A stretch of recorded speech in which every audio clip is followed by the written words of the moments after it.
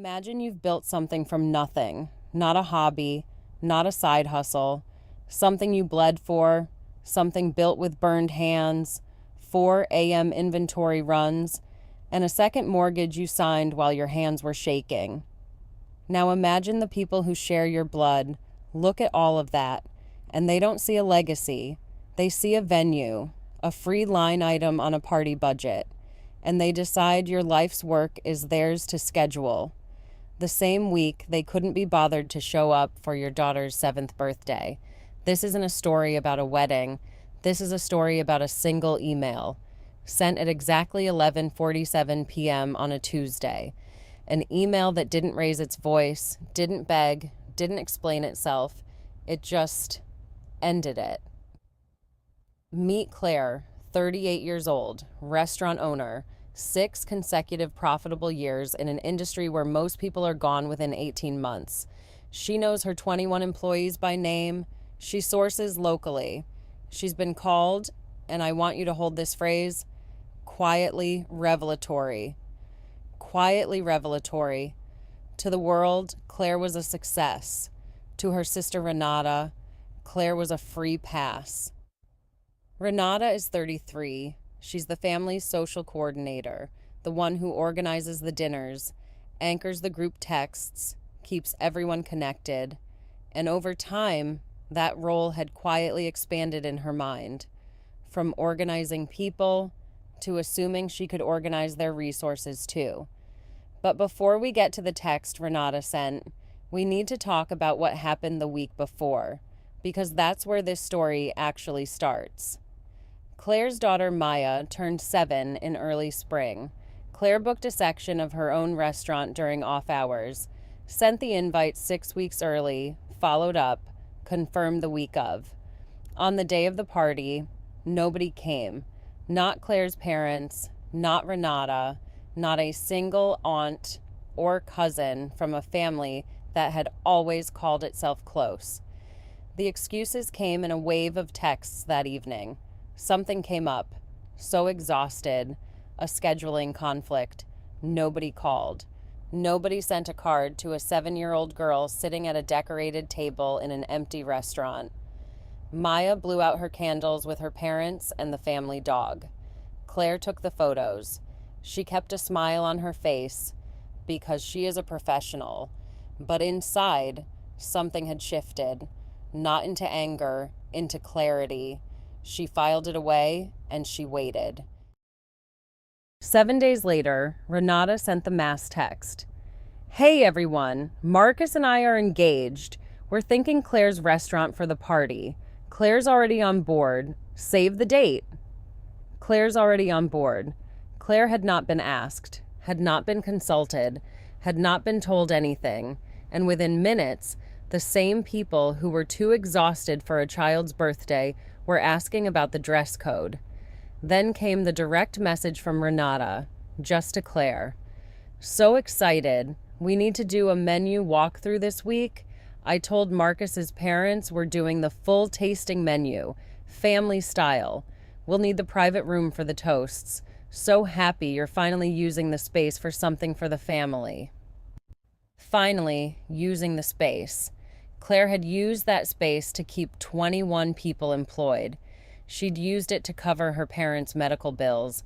But in Renata's framing, it had just been sitting there, waiting to become useful. Claire didn't respond. What she did instead, and this is where the story turns, is pull up her security camera footage.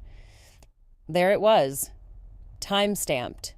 The previous afternoon, during prep hours, Renata walking the dining room with a professional event planner, measuring sight lines between tables, pointing at the private storage room where Claire keeps her imported linens and reserved stemware, the event planner writing things down on a clipboard, 14 minutes of footage, shot in a building Renata did not own, for an event she had not been given permission to hold. Claire watched it twice. Then she called her attorney. Here is what I need you to understand about that decision. Claire didn't call her attorney out of anger.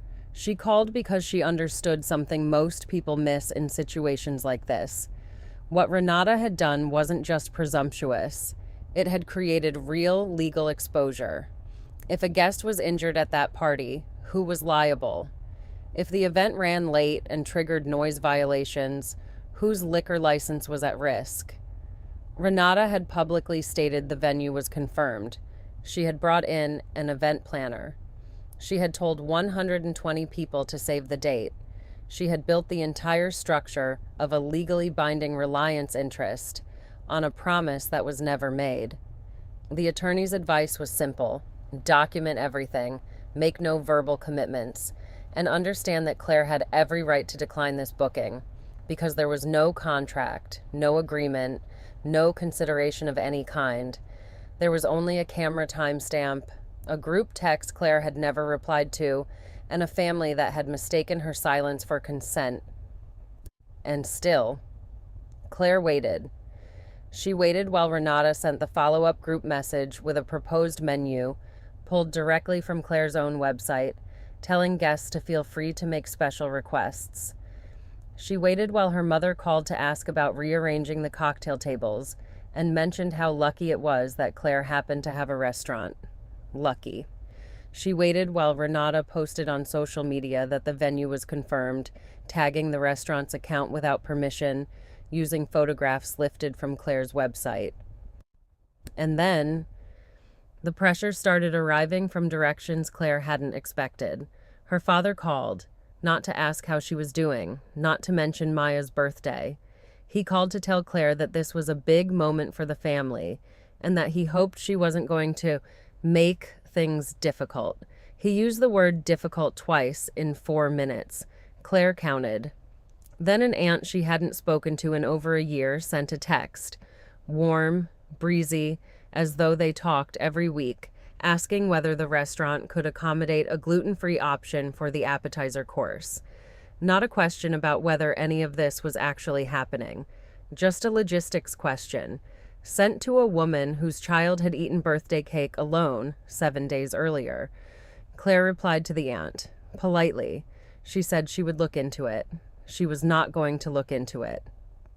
What Claire was actually doing in those days of waiting was something far more deliberate than people realized. She was building a record. Every text she received, she screenshotted and dated. Every voicemail she didn't return, she saved. The social media post, the one using her restaurant's name and photographs without permission, she reported to her attorney along with the engagement post's timestamp and view count. She had her manager write a brief, factual account of the unauthorized walkthrough, signed and dated. She pulled the full 14 minutes of security footage and had it transferred to an external drive. She was not preparing for a family argument. She was preparing for any eventuality, because Claire had been running a business long enough to know that when someone presumes this much, this publicly, and this fast, the fallout when it comes rarely stays polite. Meanwhile, Renata's planning accelerated. She had, by this point, sent 3 separate messages to the family group thread, each one adding new details about the event as though it were fully confirmed. A proposed timeline for the evening, a note about valet parking, a question about whether the restaurant's outdoor patio could be opened for cocktail hour. She had discussed the event so thoroughly, so publicly, and with such confident specificity that the entire extended family had stopped treating it as a proposal and started treating it as a fact.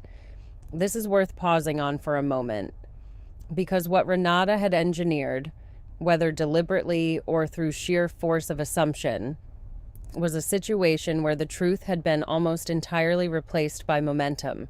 The real facts were: no conversation had been had, no agreement reached, no contract signed, no deposit placed, and no permission given. But the social reality, the one living inside the family group thread and on Renata's social media, said otherwise, and social reality in a family system often carries more weight than the legal kind. Claire understood this. She understood that when the email arrived, it wasn't going to land as a business decision. It was going to land as a betrayal. She understood that she would be cast as the person who pulled the rug out, not Renata, who had laid the rug down on someone else's floor without asking. She understood all of it, and she sent the email anyway. But here's the part that doesn't get talked about enough. In the 72 hours before she hit send, Claire went back to her restaurant twice, not for work, just to walk the floor after closing, alone with the lights low. She walked the same dining room Renata had walked with a measuring tape. She ran her hand along the bar she had refinished herself in year 2 when she couldn't afford to hire it out. She stood in the doorway of the private dining room, the one Renata had designated for the toasts, and she looked at it the way you look at something you built from nothing and almost gave away. She wasn't performing a moment for anyone. There were no cameras, nobody was watching. She was simply reminding herself what this was, what it had cost, what it was worth. And on the second night, she sat at the bar with a single glass of wine, opened her laptop, and began to write. 4 days before the event, after the invitations had gone out, after the RSVPs had come in, after the flowers had been ordered, and the photographer had been booked, Claire sat down at her laptop. She drafted one email. She kept it to 3 paragraphs. No emotion, no history, just facts. Paragraph 1. She had never confirmed this booking, verbally or in writing. Any representations made to guests had been made without her knowledge. Paragraph 2. The security camera footage documented an unauthorized walkthrough of the premises, including access to private inventory storage. Paragraph 3. The restaurant would not be available on the requested date. She wished Renata and Marcus every happiness. She was happy to provide a list of other available venues. She hit send at 11:47 p.m. Now, I want you to stay with me here, because what happened in the next 12 hours is the part that reveals everything about how entitlement actually operates, and why simply telling the truth in a 3-paragraph email can feel to the people around you like shattering a legacy. Renata's first response came in at 12:22 a.m., 35 minutes after the email landed. It was not a reply to the email. It was a phone call, declined by Claire, followed immediately by a text that read, "I cannot believe you are doing this. Call me right now." Claire did not call. At 1:15 a.m., a second text from Renata. "Claire, I have 120 people coming. The flowers are ordered. My photographer rescheduled another booking for this. You told Mom you were fine with this." Claire had not told their mother she was fine with it. She had told their mother she would look into the table arrangements.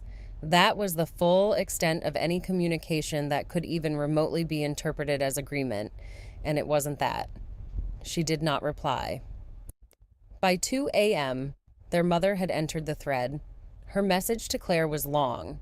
It was the kind of message that takes 20 minutes to write and arrives formatted as a single, unbroken paragraph, the kind that tells you how much pressure went into composing it. It covered, in roughly this order, how hard Renata had been working on the engagement plans, how this was a once-in-a-lifetime moment for the family, how Claire had always had a tendency to withdraw when things got emotional, how the restaurant had been built with the support of the whole family cheering her on, and, near the end, almost as an aside, how disappointing it was that Claire had chosen this particular moment to draw a line. Claire read it once, then she put her phone face down on the nightstand and went to sleep. By 7 a.m. the next morning, the family group chat had 37 new messages. None of them were addressed to Claire. All of them were about her.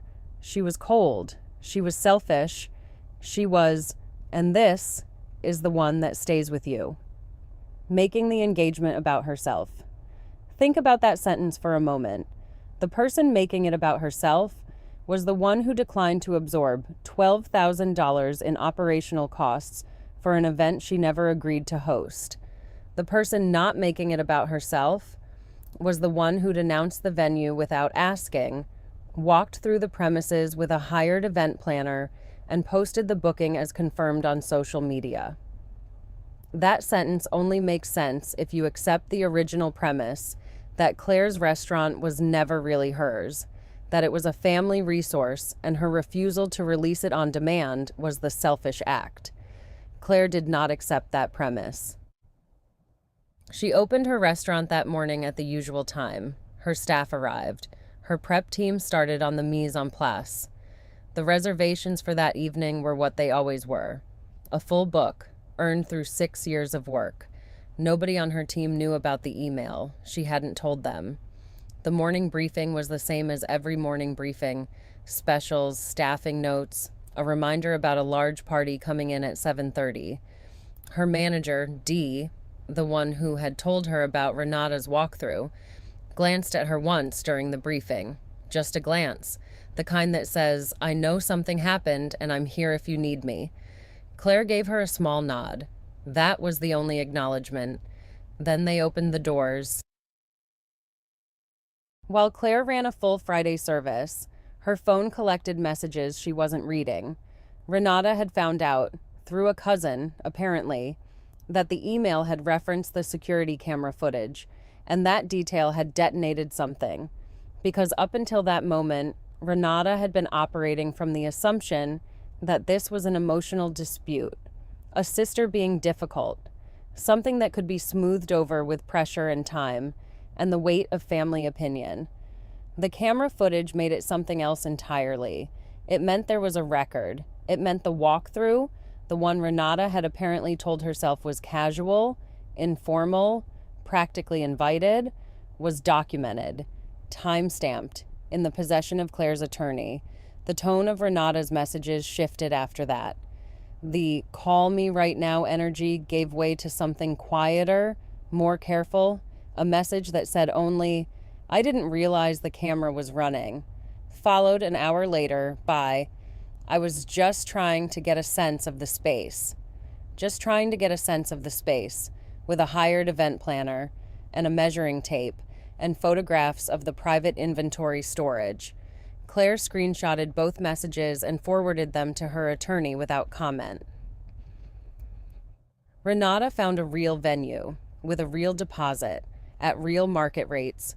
Word was that it cost her significantly more than she had budgeted, both in the deposit and in the overnight rush to reprint invitations with a new address and contact a photographer who now had to reroute their day. The flowers, which had been specified for Claire's dining room dimensions, had to be renegotiated. The engagement party happened. By most accounts, it was fine. Not the intimate family restaurant evening Renata had envisioned. That vision had always depended on a building she didn't own and a woman she hadn't asked. But it happened. The family had opinions about Claire, and those opinions were loud for a few weeks. Some of the cousins stopped texting. An aunt sent a message that Claire read once and archived without replying. Their mother entered a period of pointed silence that Claire recognized as the version of the silent treatment that is designed to be noticed. Claire noticed it. She ran her restaurant. 2 weeks after the party, something small happened that the family didn't know about and never will. One of Claire's regular customers, a woman who came in most Friday evenings with her husband and always ordered the same thing, stopped Claire on her way to the kitchen and said, "I heard through the grapevine what happened with your sister. I just want you to know. Good for you." Claire thanked her. She didn't ask how she'd heard. In a mid-sized city, these things travel. She went back to the kitchen. She checked the pass. She called a ticket. That was it. No speech, no moment of triumph. Just a regular Friday in a restaurant she had built that still belonged to her. The family had opinions. They always do. But when one cousin, the one Claire actually trusts, asked her privately what she wanted people to understand, Claire's answer was 4 sentences. "I built something real. Sharing is something you are asked to do, not something you take. Maya's birthday was 4 weeks ago. I'm still waiting for a card." That's the whole story, right there. Not the email, not the footage, not the legal exposure. 4 sentences about a birthday card that never came. Now, before we close, I want to tell you about one more story, because what happened to Claire happens in 100 different shapes, and the next one is darker. Sarah was 24 when her grandmother passed. Her grandmother left her 2 things in the will: a small Victorian home and a cast iron safe in the basement. The language was clear. The house and everything inside it belonged to Sarah. Sarah's mother, Evelyn, didn't see it that way. Within 48 hours of the funeral, before the flowers had wilted, Evelyn had called a contractor about the house and booked a Mediterranean cruise. She was calling her inheritance gift. She spent 3 days trying to crack the safe combination. Birthdays, anniversaries, nothing. Finally, she demanded Sarah open it. "It's family money," she said. "The cruise benefits the family spirit." What Evelyn didn't know, what she couldn't have known, was that Sarah's grandmother had given her the combination years earlier, in private, with one instruction: "When I'm gone, your mother will try to spend the walls before the paint is dry. Move everything before you open the door." While Evelyn was at a spa, Sarah had a locksmith there at 6 a.m. Inside the safe, heirlooms, documents, and a significant collection of gold coins. Sarah moved all of it to a safe deposit box 2 towns over. Then she put a single handwritten note inside the empty safe and spun the dial. But here is what most people don't know about what happened in the days between Sarah emptying the safe and Evelyn finally drilling it open. Sarah didn't leave town immediately. She stayed. She went about her week. She answered her mother's calls, briefly and calmly, saying only that she was sorting through some of Grandma's things and that she'd be in touch about the house. She did not mention the safe. She did not mention the locksmith. She did not mention the trust. Every day that passed, Evelyn grew more confident. She had already told her friends about the cruise. She had shown them photographs of the coastal towns on the itinerary. She had at one point sent Sarah a message asking whether she preferred a cabin with a balcony or an interior room, phrased as a gift, as though the cruise was something they would take together, as though the inheritance that was paying for it was already shared property. Sarah replied, "Balcony sounds nice." She was not going on the cruise. She was watching the clock. She was waiting for the trust paperwork to clear.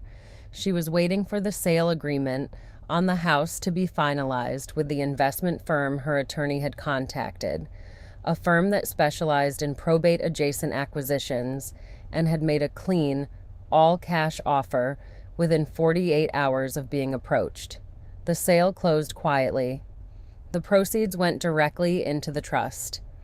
The trust was structured so that Evelyn had no access, no claim, and no legal standing to contest it, because Sarah's grandmother, sharp-witted to the end, had set it up that way years before she passed, with Sarah as sole beneficiary and trustee. The grandmother had known. She had simply been waiting for the right moment to hand Sarah the keys.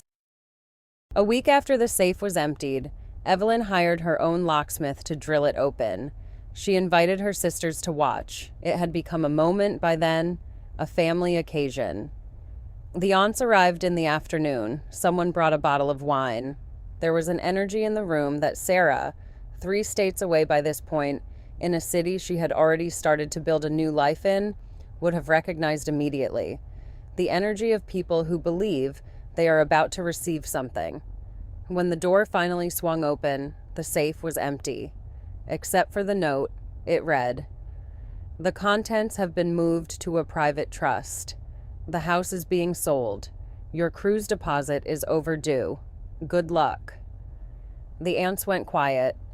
Evelyn read the note twice. Then she called Sarah. Sarah answered on the 3rd ring. She let her mother speak. She did not interrupt. She did not apologize. When Evelyn finished, when the accusations had run their course and the silence on the line had stretched long enough to become its own kind of answer, Sarah said 4 words. "Grandma said you would." Then she ended the call.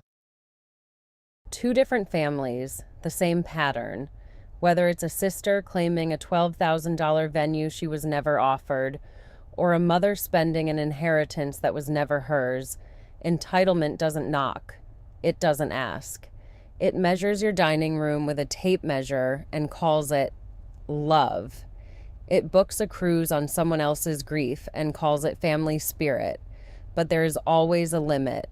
There is always a woman who watched the footage twice, who moved the coins before the door was opened, who answered on the third ring and said exactly 4 words. There is always a moment when the person being taken from finally says no. Not loudly, not dramatically, quietly, with documentation, and without apology. If this story stayed with you, you already know why. Now I want to hear from you.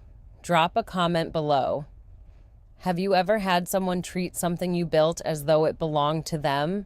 Or maybe you've been the Claire in this story and you're still deciding whether to send that email. Tell me where you are. I read every single one.